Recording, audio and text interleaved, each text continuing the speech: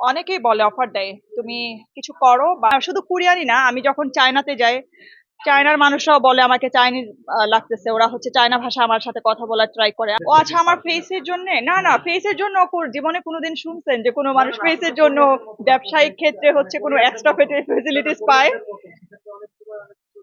হ্যাঁ, হ্যাঁ, খুব সারপ্রাইজ হয় যে আল্লাহ, তোমাকে তো হচ্ছে কোরিয়ানদের মতো লাগছে, তোমাকে আমি কোরিয়ান মনে করছিলাম, বাট আমি তো বাংলাদেশি। সেটা তো আমার পার্টনাররা শুরু থেকে জেনেই তো আমার সাথে পার্টনারশিপে আসছে। না, এরকম কোনো কিছু না, এটা মডেলিং না যে আমাকে একজনের ডিরেক্টর বা একজন প্রডিউসার আমার স্কিন সুন্দর বা আমাকে ভালো লাগলো বা আমাকে কোরিয়ানদের মতো লাগলো, আমাকে একটা অফার দিল মুভির বা একটা নাটকের, বিষয়টা এরকম না। এটা বিজনেসের বিষয়টা আলাদা। এখানে আমার না, অভিজ্ঞতা, যোগ্যতা এবং আমার একটা কোম্পানিও আছে, সেই সেই সুবাদে আমার সেখানে কাজ। বিজনেসটা হচ্ছে আমার বাচ্চাদের মতো। আহ, এটার পিছনে আমার অনেক সময় দেওয়া লাগে, তো বিজনেস নিয়েই ব্যস্ত বেশি। এই যে আসছি যাচ্ছি, কাজের ফাঁকে ফাঁকে আমি যতটুকু পারছি কভার করার চেষ্টা করছি। আহ দেখলেনই তো যে আমি এপি হাউসে জাজ হিসেবে ছিলাম। এরপর মাঝে মধ্যে যখনই আমার সময় সুযোগ হয়, আমি ছোট ছোট কাজ করার চেষ্টা করি মিডিয়াতে। ভালো কিছু উপহার দেওয়ার চেষ্টা করি। তো এভাবে আসলে মেনটেন করছি। এখন দেশেও যেহেতু থাকি না, আসলে ওইভাবে আমার কাজ আসলে করা হয় না। আসলে আমি চাই যে আমরা তো সেই মোটামুটি বেশ কিছুদিন হয়ে গেল, আমরা অনেক দিনই হয়ে গেল মিডিয়াতে কাজ করছি।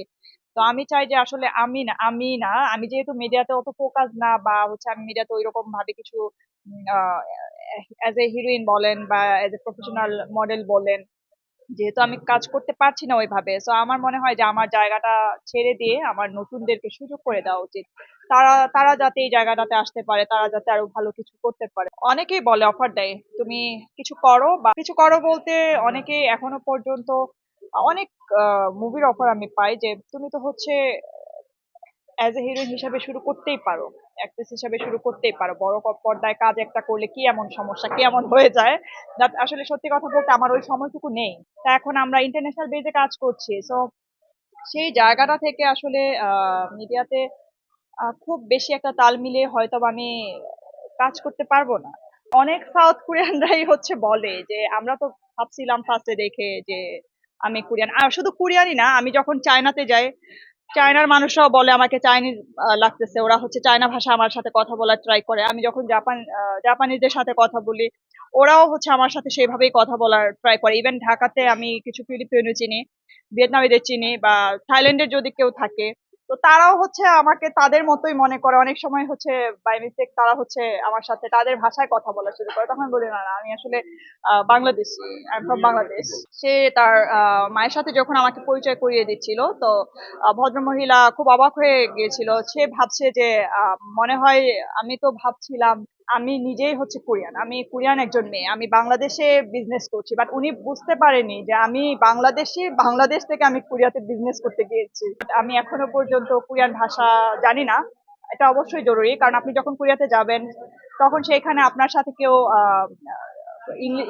ইংলিশে কথা বলবে না।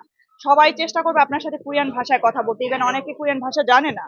তো আমিও জানি না। তো এরকম হয়েছে, হয়নি তা না, বাট আমি বলে দেই যে আমি বাংলাদেশ। না, না, এটা ভুল ধারণা আপনাদের। কোরিয়ান মেয়েরাও অনেক সুন্দর।